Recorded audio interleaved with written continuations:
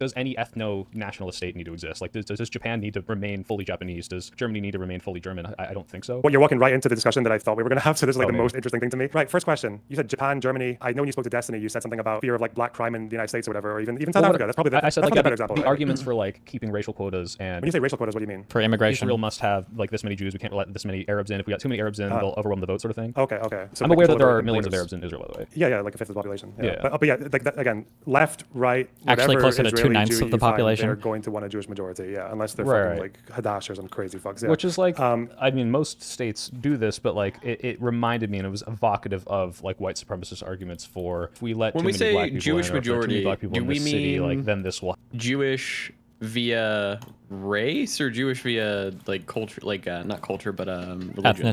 Oh, it's always ethnicity, race. It's always that. It's never religion. Okay. Nothing about this has anything to do with the religion. Anybody that brings up religion None of them is a care religion. about it. Yeah. will happen. And like even if that was true, if there was like a black crime gene, I don't think that justifies the ethnic cleansing. You'd have to like wait, is it ethnic cleansing to control your immigration for demographics? To say you can't immigrate to here big enough into mass I guess numbers? it's not cleansing because it's preventing the ethnic shift at all, but it's like Yeah, it's like saying that like if Arabs want to immigrate to Israel, we're probably going to have like low numbers to keep a Jewish majority. That's like the gist, right? Sure, but I would view that as the same justification for, hey, there are too many Arabs in the country, let's export a bunch of them, right? Like it's the same mentality. Does that make sense? No, I think controlling immigration is very Let me say it different. one more time. He said. Just to make sure we're on the same page. He said. No. He said. Saying Fuck I'm no. going to prevent a certain quantity of this ethnicity or nationality from coming in is the exact same, even though it's not the same consequence. It's the same prescription as, oh, they're already here. Let's get that same number, that same ratio in this country. So either we're stopping them from coming in or we're kicking them out. Either way, this seems to be, I mean, obviously there are nuances of, oh, they're already here, but this is the same sentiment. We need to protect this ratio. We need to protect this majority. No? Goofy noise. Okay, I see what you're saying in terms of like their mindset, but I would rather get turned down entry to a country than kicked out of where I live. Yeah. That's like why I said, like, Yeah, well, okay. if it's already here and this is your home, obviously you're going to have a distinction Okay, there. yeah. Like, Okay, it's the same sentiment to me. you're making me want to ask so many questions. Okay, so one. Okay, fire away. You mentioned America or like a fear of like black racism or like Japan or apartheid South Africa is a good example, right? Like the fear of giving them voting rights because black people became the majority with voting rights, right? My question is, do you think anti-Semitism and anti-white racism are equally valid concerns? There you go. No. I think the people who make the arguments view them the same, but Doesn't I think matter. Anti-Semitism is a obviously much more realistic one. I mean, like, you know, there are people who say white genocide. That would be like the utmost, like you are conflating a slight decline in your demographics due to natural population shifts to this country came in and tried to wipe out the Jewish population versus like. Be careful not to get caught up in disagreeing with certain things because you think it leads to another thing. So what do you mean in this these are not the instance? same. That's all I'm going to say. Okay. Sometimes there can be things that are justified. The reason why we say those things are bad, though, can rest on the underlying fact of the matter. When we say that January 6th was bad because it was bad to commit to an insurrection, that's not really what we mean, even though that's what we're saying, because we're taking for granted the underlying fact of the matter. First of all, the country was founded on insurrection, right, and rebellion against. So it's kind of weird to have that as a rule. If it was the case that Democrats and states and the Democratic Party had like conspired to steal the election and rig the ballot box, do these other things, you could argue that, or not even you could argue, like maybe an insurrection is justified in that case, right? The underlying fact of the matter does matter here. That makes sense. Yeah. So this idea of like, it would be bad to have a white ethno-state, so then why is it okay to have the Jewish ethno-state? Well, the underlying fact of the matter of, are Jews threatened in the world? Yeah. Are white people? Not really. But if white people were, I don't know, maybe you could make that would be argument. bad, If yeah. we had a country of 1 million white people and we were surrounded by 100 million purple people or whatever, and they all wanted to immigrate, especially if they wanted to kill you, well, the fact of the matter there is you probably should protect your ethnic population in that case because it is under threat, you know? Same thing. Like anti-white racism is not even close historically to Yeah. racism, yeah. So my next question is, Israelis don't want to be a minority in the Middle East. Logically, any country that does become a majority there would be Arabs because that's their neighbors. Can you name a single Arab or Muslim country in the last 100 years that has protected their Jewish minority adequately? Oh my God. So if Israel Zionist ceased to propaganda. be this bad thing, you say, an ethno-nationalist state, preserving a demographic, if they cease to be that, how are you betting on, what are your odds on the Israeli Jews and their futures? Okay, well, this kind of goes into like the very beginning of what I was saying, which is like, it is entirely plausible to me that if there was a significant Muslim voting bloc in this place that had anti-Jewish or anti-Israel sentiments, that this could lead to apartheid, it could lead to persecution, it could lead to ethnic cleansing of Jewish and Israeli people, and that would not be good. And that's not to say that like, oh, this is the natural consequence of what is going to happen, and you need to let it happen because what you're doing is bad right now. It's just, is that the ultimate and only outcome, and does that necessarily justify every behavior taken to prevent that? No, we're not talking about justifying every behavior. I'm talking about the simple principle. Absent the other behavior, we're talking about the simple principle of Israel being allowed to exist as a Jewish state. They don't need to control the West Bank. They don't need to control Gaza. We're just talking about them existing as a Jewish state, like in this world. So that's basically them saying that we're going to control immigration. Yeah, it sounds like you think they don't have a right to want that. Oh. The sentiment is justified. where it's like a The valid fear sentiment? to see, hey, I've seen that when similar populations get a majority in all these other countries, it seems to like result in our prosecution, death, whatever.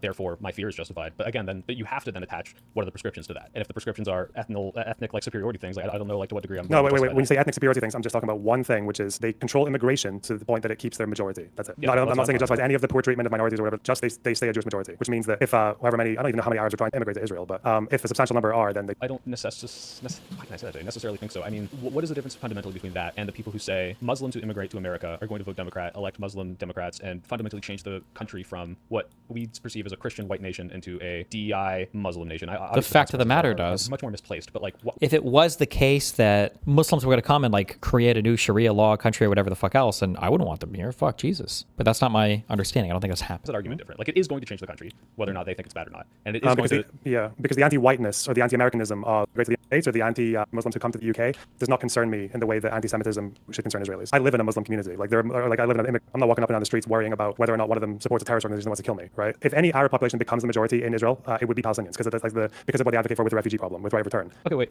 most So, like, popular- basically, tell me if I'm framing this wrong. Palestinians necessarily are going to have such a bad anti-Jewish sentiment that it will cause Jews to be in danger. This is just like If every other Arab and Muslim country did it in the last 100 years, why would Palestinians not? Palestinians are the group that have the most excuse to be anti-Semitic, right? Literally, they actually have a good reason to hate Jews, let alone the countries that didn't have a good reason to. So yeah, I think if in this day and age, like in this foreseeable future, like in the world we live in now, change. I don't think it's in their DNA or whatever the fuck. Like that's crazy. But like, if Palestinians became the majority from the river to the sea in one country, yes, they would persecute the shit out of Israeli Jews. Yeah, that would be. Yeah, remember, to this day, Hamas are the most popular party in Palestine.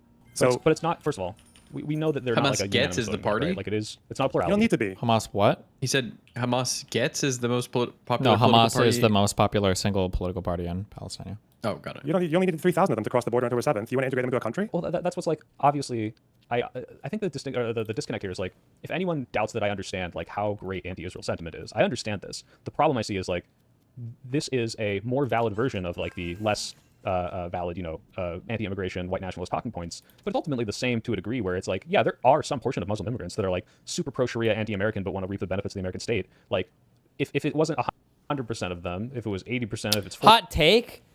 Now, this is a conversation that literally nobody has because people on the left don't believe this and people on the right are too either pussy or retarded to even think of this. But if you could vet for like an extremist religious belief like that, I think it would be okay. Or if you could scream for, I think it'd be okay to vet those people and not allow them into the country. If somebody wanted to immigrate here under the principle that they could enforce some state adoption of or mandate of like a religion or something like that, or punish people for not being in a religion, I think that would be an okay thing to screen out from people, I would say. Doobie is feeding Soypo questions in chat.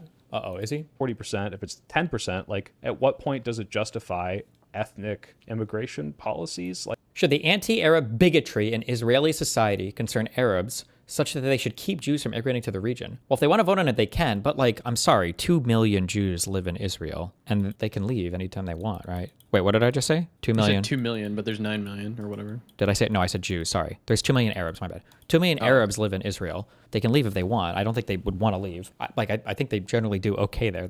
The idea that Jews are trying to kill them all or doing something weird, I guess, it depends on how much left is propaganda you listen to it. Like, I guess the dichotomy here is like you have to have one or the other. And I'm not entirely sold on like that those are the only two options. Either you do this sort of ethnic population control or you die. And that's kind of where I guess my issue comes in of like, is this really the only two paths forward that perpetually have to? No, not perpetually. I don't, again, like I said, I don't think this is in Palestinian DNA, right? Like Jews and Arabs they live together in Israel. The Arabs who live in Israel with Israeli citizenship are Palestinian, right? Yeah. And they vote for parties like RAM, which they come from the same reformist Islam like school of thought that Hamas came from, but they preach coexistence, right? Of course, it's not impossible, but we're talking about whilst this ideology still exists and whilst you pull every Middle Eastern country on anti-Semitic attitudes and the protocols and the Holocaust and all that shit, you get like 70, 80, 90% strong anti-Semitic attitudes. Yeah, it's like you said, like when we talk about Muslims coming to the UK or America, like what happens? I think we've had one suicide bombing in 10 years with millions of Muslims living in the UK without they're not all being monitored and there's not like a military fucking breathing down their neck and surveilling their phones and all this shit all 24/7. We get one suicide bombing. Isn't this essentially the argument slavers used to extend African American slavery? We have the wolf by the ear and we can't safely let him go. So what? They're just oppressed forever? Well, slaves I'm sorry. I'm pretty sure this is true. Slaves were never a majority of the U.S. population, right? Even at the height of slavery? What was like the percentage makeup, the difference between white people and black people in the U.S. at the peak slavery moment? Like, I don't think there was ever a legitimate threat that all black people would rise up and kill all the white people in U.S. society. Like, man, you know what's bullshit? Do you know what the 3/5 compromise is? Yeah, it made a black person. I think of all the things that have ever been negotiated, that's like the most cucked, retarded bullshit, fucking cucky bullshit ever. I would kill myself if I was black and I had no rights, but you could get votes for me. That's the most insane fucking shit. That's bullshit, right? Like, hold on, well, we don't get as many votes. That's not fair. We need representation. For who? For your slaves that don't have any fucking rights? Okay, well, how about at least half? Okay, god damn it, we'll give you 3/5. That's crazy. That's wild. In 10 years, Israel, right, shares a border in a very small region with with West Bank and Gaza, and even with the Oslo Accords, and with like some communities getting freed up with areas A, B, and C, or when you had like the blockade on Gaza, or when you had the occupation. The settlers coming out, you get Hamas and you get rockets being smuggled in, and you get people crossing the border with paragliders to go and stab people and shit, or you get fucking suicide bombings. Like, yeah, this concern is just not the same. But yeah, it's like you were saying, like Jews have been told that you will not survive as a minority in any Arab or Muslim country in the last 100 years, but you should just take your chances with Palestine. Chances. It's what needs to change before it's not justified to do it the way they're doing it. Like, because you say if it's not a legitimate threat, that's it. But right, but like you're basing this legitimate threat on this. You said like it's justified for a lot of them to have. The legitimate threat is based on literally all of history in the entire region as it exists today. I mean, what do you want? Like, Jesus. Hate because a lot of them are oppressed. War crimes are being committed against them, and so you say it's not perpetual, but this keeps happening. Like, let's say you get your ideal two-state solution type thing. Like, you know, is Lebanon, is Syria, is Libya, is Egypt? Are they allowed to also be controlled coming into the? They are ethno-states. Country, like, to that extent. They already kind of are. Like, well, that's do. what I'm saying is yeah, they all kind of do. Every single other state in the region does, so that's kind of awkward because it's like, well, you know, should they? Well, I guess literally every single state in the region, I guess, already does. Sure, yeah. You say it's not perpetual, that it's not ingrained in their DNA, but then like what actually would need to change where you say, okay, now we don't need to do this anymore, right? Well, they don't need to do it anymore. Is like that would be a situation where, let's say, instead of Hamas polling as the most popular party in the West Bank or in the refugee camps in Lebanon, whatever else, what if it was Ram, right? I hate this talking point by Lonerbox. I wish I'm going to be one day the strongest pro-Palestinian debater, okay? You can't say that as long as Hamas is the majority party. This is why I said before, the solution is you run a fucking vote in Palestine and then you make the leaders negotiate. If Hamas wins, then Hamas wins. Fuck it, that's who you have to deal with. You know, if in a government where Ben Giver and Smoltrich, who are insane people, I think both these guys even live in fucking outposts, basically settlements. If crazy lunatics like that are allowed to be part of the Israeli government, I don't know if you really have much ground to stand on to say that, like, well, what if Hamas wins the vote? I mean, Netanyahu is a coalition with some of the craziest motherfuckers in all of Israel. The go-to example is always the Ben Giver guy literally had a fucking framed picture behind him of a crazy ultra-rabid far-right Zionist terrorist who went and did a massive shooting in the Cave of the Patriarchs, I think. Brian Goldstein, sounds like his name. But he had a picture of this guy behind him. It's fucking wild. So, I don't know. I don't like this talking point from Lonerbox. What I would say, you can't continue to terrorize, or whatever you want to call it, like a group of people, and then say, well, they still prefer Hamas. So what are we going to do? It's like, well, yeah, no shit. Who the fuck else are they going to prefer right now? But I mean, I agree with like Lonerbox on 99% of things, but I feel like I feel like Lonerbox leans a little bit more. I don't know if it's true or not. I feel like he leans a little bit more pro-Israel than I do, but it might just be that he's giving like the pro-Israeli sides, and this is just my inner Zionist alarm, because the only people that bring these arguments up are usually the crazy Zionist people, because nobody in the West knows any of these arguments. But yeah. I think it's just because he's giving those arguments. I feel the urge to push back. West Bank or in the refugee camps in Lebanon, whatever else. What if it was Ram, right? What if it was the Ram party, which preaches coexistence? What if tomorrow, rather than River to the Sea and rather than like Hamas and all these chants and all that, there was a new leader of Palestinians who emerged as someone who actually was like Mandela and was saying, yeah, we're going to avoid attacking civilians. We don't want to harm civilians and our like future neighbors. We want peace and equality for two groups who want to share the land. But where's that movement going to come from if the kind of like the circumstances are the way they are, right? Like the reason I say that movement emerged in apartheid South Africa, that movement emerged under slavery in the United States. Like, yeah, if it can emerge in these situations, it can emerge in Palestine. Yeah, there are Palestinians who talk about this as well. The problem is that it's not just Palestine; it's the rest of the Arab world as well that is involved in this kind of like. Again, most of these countries are dictatorships, and the control over the media is very tight, and like narratives are very limited. So there is still like this is like you asked me like one thing things that need to change on both sides. The thing that needs to change on the Palestinian side is this idea that normalizing relations with Israel or with Israelis is like a sin. It's like the worst thing you can do. Collaborating, befriending, normalizing, it's all bad. Israel is supposed to be a temporary stain on the Arab Muslim world. That's it. But if they need to get over that needs to stop. And there are Palestinian leaders who have tried to push for this. They get ostracized. They get fucked by their own people. Like, yeah, that happened back in the 40s and 50s. Yeah, they're just not space. Would Israel taking steps to try to reduce the kind of limitation of Palestinian democratic say in Israel, would that not be a step towards like creating something like that to happen, or do you think that would just be fruitless? Limiting Palestinian. What do you mean by limiting Palestinian? Like saying, hey, we Israel? can let more of you in and have more of a say in democracy here. They won't Again, do you're that. just No, they like, won't do that, right? the problem you're running into is that like think of it as like sectarianism, right? Like sectarianism is like when you look at it as an outsider, it looks fucking crazy, right? Like they're all it's arbitrary lines that are drawn that keep conflicts alive for I had a hundreds, question. if not thousands of years. The fucking settlers in the West Bank. Why is that a thing? What are they out there settling? Okay, the key thing to understand for all of human history is that when you put people on a land, they own it. That's it. That's how it goes. The more people you have, the more ownership you have of the land. Every the more claim. society has understood this.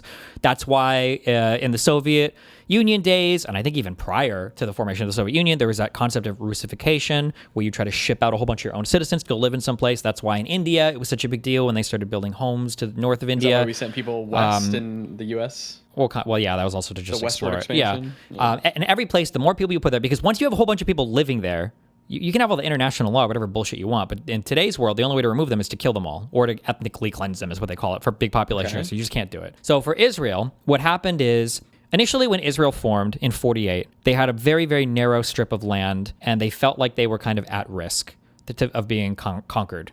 Like a thing that they used to say was like the rib cage of Tel Aviv, to represent like the 11 kilometers from the border of the West Bank, which was the territory that was all conquered by Jordan, how long it would take to get from there to the Mediterranean or whatever, right? That's how it was very narrow.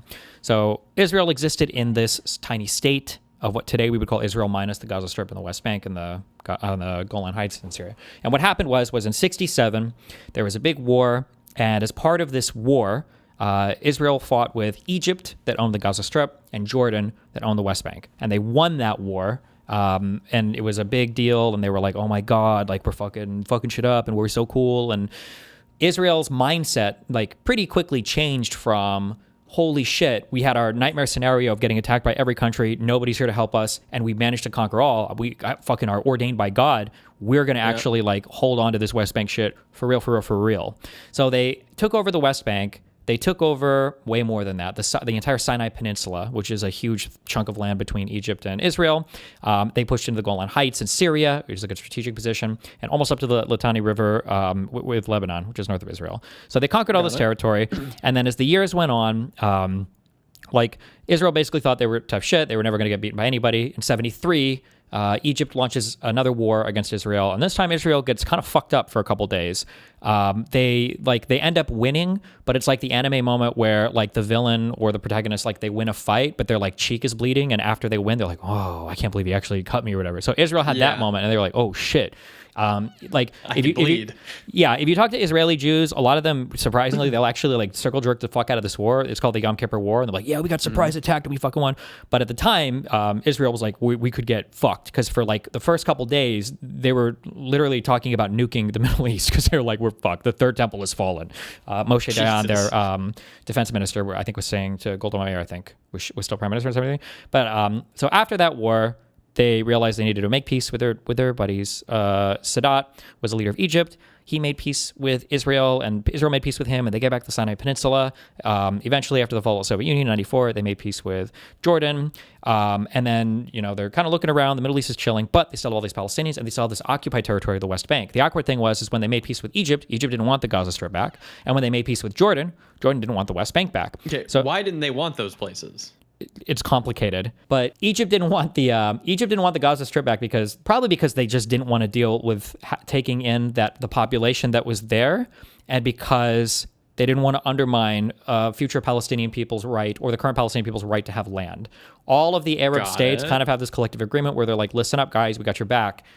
Kind of wink, wink, nudge, nudge. So for instance, like in every Arab country, you're not even allowed to give citizenship to a Palestinian. That's why so many of them live as refugees in some of these bordering Arab states. They're not actually legally allowed to give them citizenship because they always want to keep But they were owned by Egypt in the past, correct? Yes. So when did Egypt get ownership of the Gaza Strip, I guess, originally? In 1947, there was a big civil war that was fought, as the World War II ended, everything wound down, and then the mandate that Great Britain had for the whole mandatory area of Palestine. Once that started to expire in 47, a big civil war broke out, and then in 48, Israel fought its war of independence, and as part of that war, all of the surrounding Arab states basically saw it as like a giant land grab, and Jordan was able to conquer all of the West Bank up through the basically splitting Jerusalem in half, I guess you could say, and then Egypt was able to conquer up through the Gaza Strip. Got it. Okay. Yeah.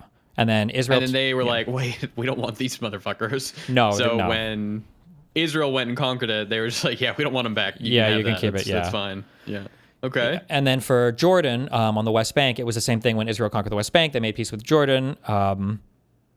I don't know if there was ever an offer to give the West Bank back to Jordan. I don't remember those talks, but I don't think Israel would have necessarily given it back. I'm not sure. But after the 90s and then up to 2000, basically, after that 67 war, and then after 73 especially, Israel's like, we are fucking ordained by God. We've got this.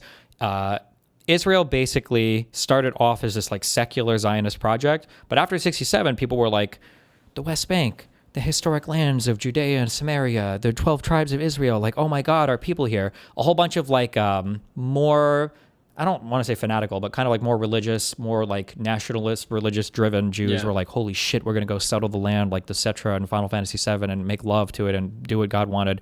And they started to slowly, place. God wants us here. Yeah, move into it.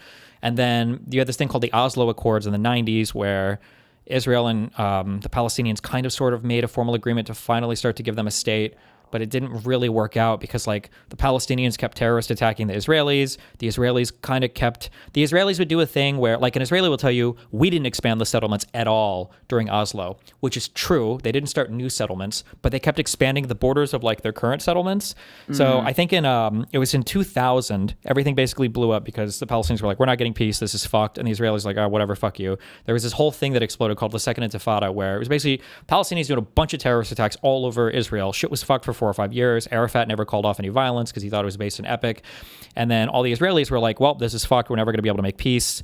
And the leader at the time, Sharon, said that the West Bank and the Gaza Strip was going to be the death of Israel because they can't hold on to either territory because it's like de facto kind of an apartheid. They're occupying a territory that they're never going to give the people equal rights in, but they also don't want to like give the territory up. So Sharon wanted to pull every single Jew out of the Gaza Strip and every single Jew out of the West Bank, but everybody in Israel was like super ass-pained at this. He only managed to get them all out of the Gaza Strip. And there's like videos where you can see Israelis are like crying and screaming as they're ripped from their homes by the IDF because Sharon realized like it's untenable. They can't do this, but he didn't have he wasn't able to remove them all out of the West Bank. At that time, they tried to make peace there. I want to say, don't quote me on this, but I think it was it 200,000? I think maybe 200,000 Jews, if that, lived in the West Bank. But now that number is up to, Jesus, how many are in the West Bank? Is it like 2 million? Is it 1 million? It might be 800,000, 700,000, but it's a lot. There are way, way, way more there. And the issue is that like Israel is just, the more that are there, the harder it is for there to be any kind of like negotiated like territory, because now it's like, well, are we really going to move all these Jews out? And they know that, and that's why they keep moving more and more and more and more people there to kind of shore up their territorial strength, basically. Yeah. Got it. So then why do the Jews keep fucking with the Palestinians? Is it just because of the October 7th attack? They were like, all right, well, game back on. We're going to go fuck with you.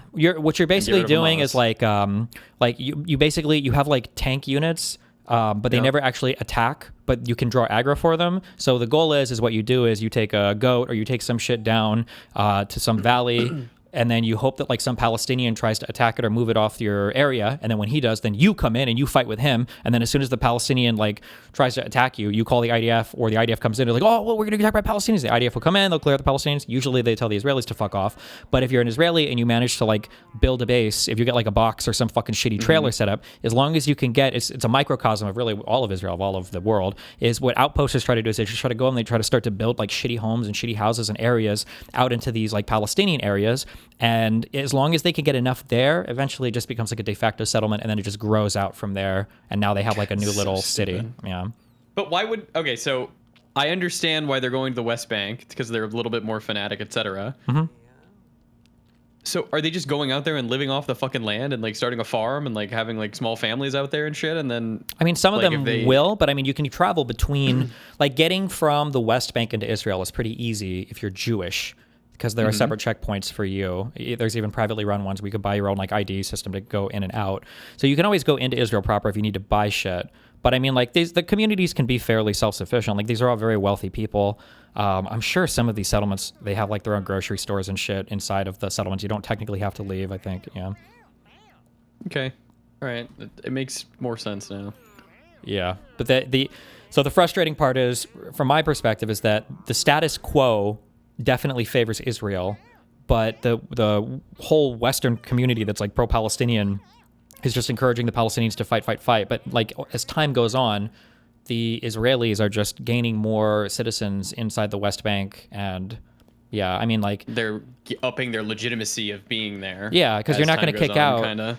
Yeah, you're not going to kick out 750,000 Jews. Like even when they were doing their negotiations in the 90s to try to figure out like what the West Bank would look like, a commonly talked about term was land swaps. The goal was they were probably going to land swap most of it so that like 95% of the Jews that were in the West Bank wouldn't have to move. But the reason why was because most of them were near the armistice lines from the 67 war anyway, the 48 war actually, because they're like where the territory was conquered. So they didn't actually live like really deep into the West Bank. But now it's like grown so much, it's like, well, what the fuck are you going to do?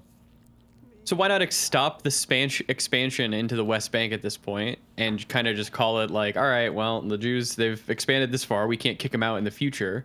Who would stop the expansion though? Because the Jews want to expand there. Now you've got a government that fully supports your expansion there.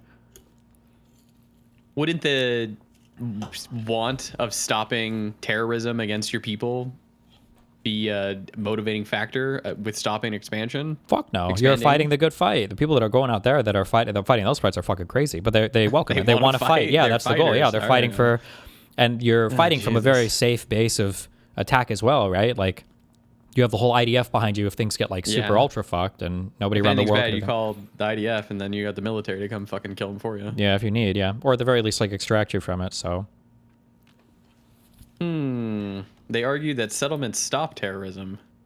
I mean, they do by getting rid of all the Palestinians out of there. So I mean, Well, yeah, if you kill yeah, them there's all, none I mean, left, or just they you kick can't them do out. terrorism. I mean, triple as. Well, Oh fuck. Okay. And then Gaza got kind of leveled because there were the Hamas terrorists there that they had to root out or whatever. yeah, I mean, Hamas was the government of the region, but Yeah. I mean, they wanted to get rid of all of Hamas there, which is legitimate, but also it's like, I mean, Israel is maintaining an untenable. I mean, like, what do you want me to say? What do you think's going to happen? I mean, yeah, I mean, the people in Gaza are fucked. Israel never ever wants that land, but Egypt's never taking it back. But they're not going to form their own country there. I don't even know if that would be possible. There's way too many Palestinians that live there, but they also don't want to connect the territories either. So like keeping them separate benefits Israel a lot because you get to have a country of 9 million citizens, 7 million of which are Jewish. And now you've got a fractured 2 million Palestinian state to the west and then a fractured 2 million Palestinian state to the east. And I mean, each of these are negotiating on their own behalf. They're also adversarial to each other. The Palestinian Authority that runs the West Bank fucking hates Hamas and the Gaza Strip, and Hamas hates the Palestinian Authority. These groups have tried to work together in the past, and they've like backstabbed and cooed each other. It is completely fucked. So Israel gets to enjoy like having their enemies separated into two separate territories, split almost 50-50 population-wise, like disjointed governments. Like the status quo just benefits them a ton. Yeah. So what is the solution with the Gaza Strip right now? Depends on what you want to do with it. Well, yeah, I mean, and who decides that? Israel at this point still? Israel and the United States, which means Israel. Yeah. Okay. Did Israel send in like the IDF like ground forces to go and like clear out Hamas, or were they just bombing? I mean, they sent them in. No, they sent in ground forces eventually, but they do a lot of bombing, a lot of ground forces. Yeah. Okay. Yeah. Like Well, there Hamas is cleared people out get yet, or- mad.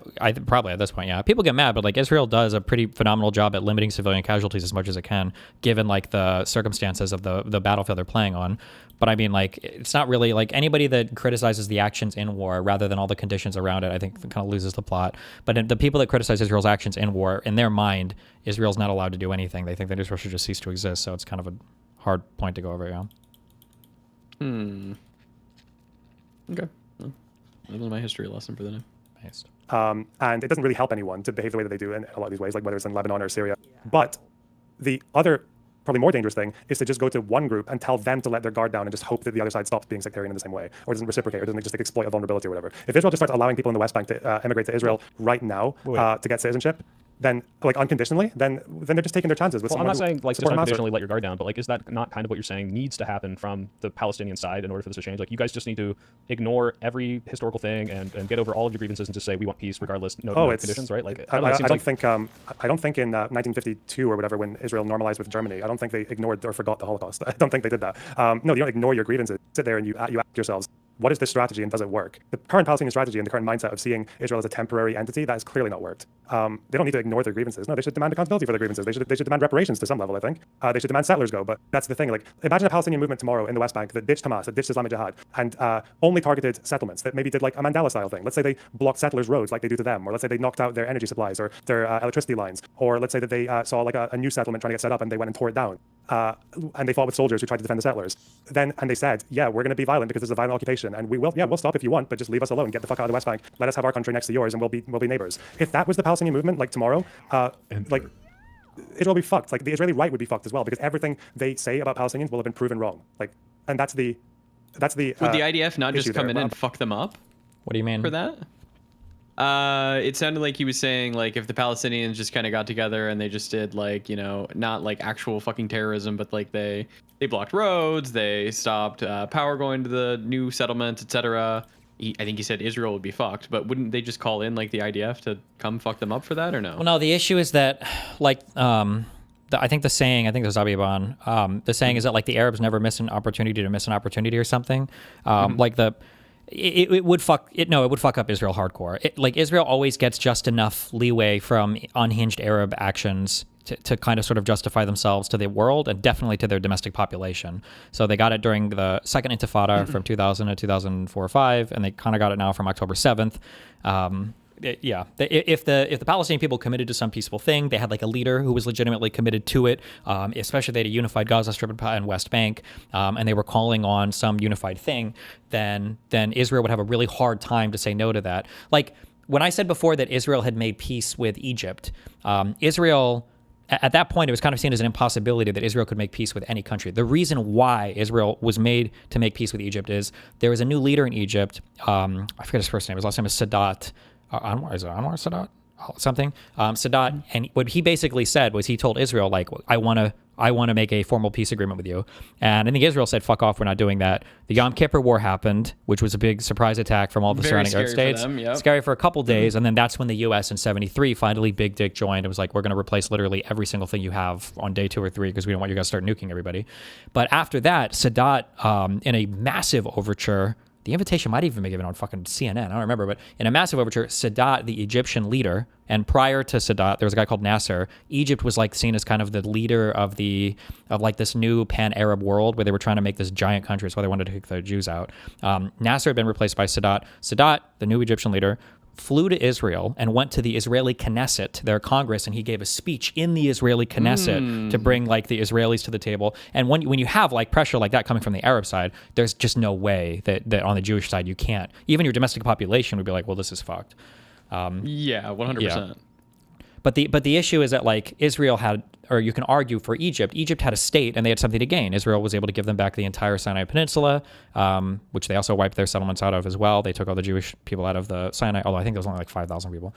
But yeah, Egypt got the Sinai back and then they had peace with each other. It was fine. But it's hard if there's like a strong, like the guy that was always representing all the Palestinian people up to 2002 was a guy called Yasser Arafat, and Arafat was a military leader, and that's all he could have ever been. He just never had the mind to be like a political leader. He wasn't a politician. No, yeah. So he was always happy to see the fight as well, and he lived for the fight basically, I think, yeah.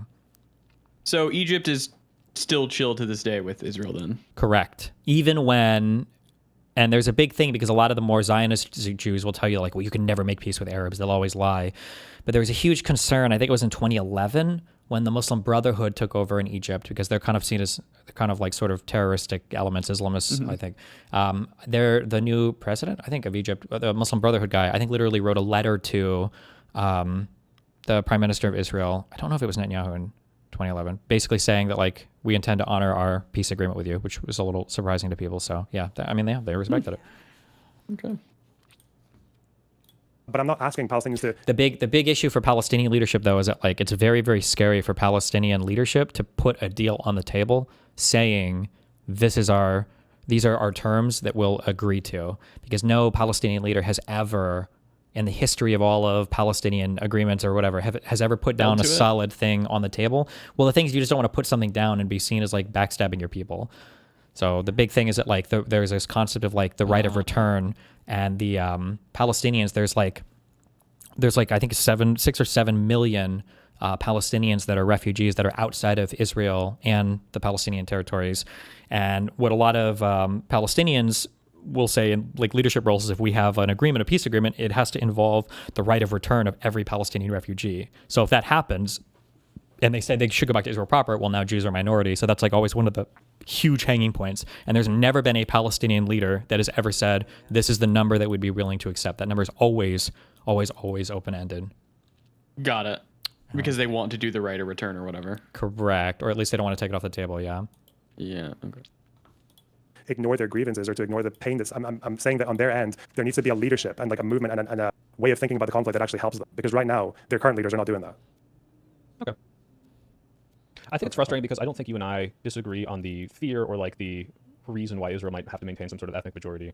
I think the problem is that I don't see how it ever moves forward. Like it's funny because I'm like, damn, can anything change your mind? The answer is really no. It's exactly what I thought the first time I ever heard of this. It's like, it's just uber fucked, and so many extreme measures have to be taken that don't exist now, and I don't know how you manufacture those measures. I mean, I at the very least, first of all, I very much appreciate you taking the time, and I like that at the very least we become the prescription of like, hey, people in America today need to be holding politicians accountable and saying, like, demanding certain conditional aids, and actionable things to punish Israel for the worst things they're doing.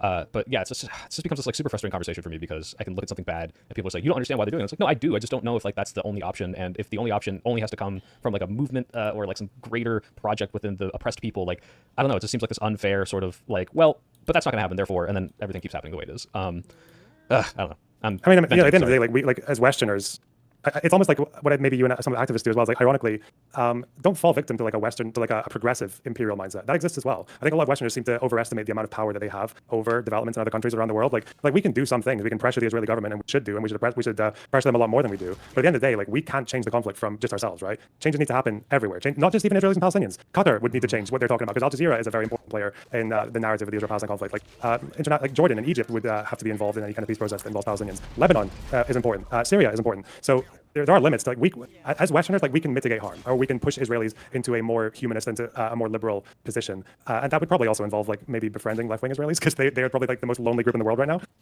Not to mention Palestinian Israelis, you know, them too, right? Like, there are things that people can do, but it's like you said, I don't know, like I just don't have any faith in like the current like activist movement, because I don't think they're really, whatever they're doing, it's not a movement that sees a problem and wants to fix it. I just don't see that in them. I see maybe a social movement. I see, like, for some people it's a fucking fashion trend, like the white guys wearing keffiyehs to this day in like Western capital cities for whatever reason. Like, but yeah, I don't know. A lot needs to change everywhere, I guess. But I guess that's politics. Do you think it's on the West for them to come in and like help figure out Israel-Palestine, or do you think Israel-Palestine should just kind of be left on their own to like figure it out themselves?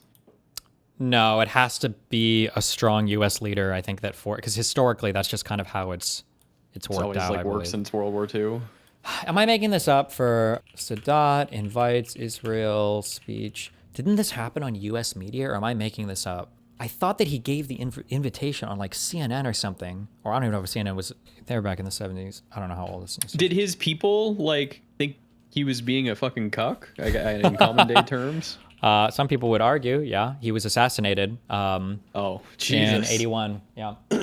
But the agreement held strong. Yeah, it did. However, there was a guy called Rabin.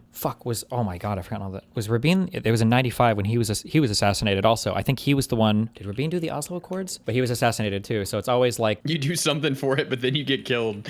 Jesus Christ. Yep. Really bad on the Rabin thing, by the way. Before Rabin was assassinated, a lot of the, I think it was the Likud party back then, They were so mad at Rabin for signing the Oslo Accords that the far-right people were doing these demonstrations or protests. Fuck, I'm not going to be able to find it, but Netanyahu was part of these. And I remember in one of these, he was carrying like a black casket for Rabin because he was so mad that they signed that. Yeah, and then he gets assassinated, I think the same year. So they assassinated this guy because he did a peace deal, or I would assume there's other reasons, but For that could be Rabin, one of them. Rabin 100%. Sadat, I've heard different things that maybe necessarily it wasn't because of the Camp David Accords or whatever. There was who was this? I think it was Hafez Assad. At one point, I don't remember who was speaking to him. It couldn't have been Arafat. Somebody asked him about like signing something with Israel, or are you ever going to have like talks with Israel? And I think he made there was a statement or a quote or something. It was like, the second I do this, there'll be like a knife in my back or something, you know? But yeah, not good. It's interesting, even though those people got assassinated, the agreements kept on continuing.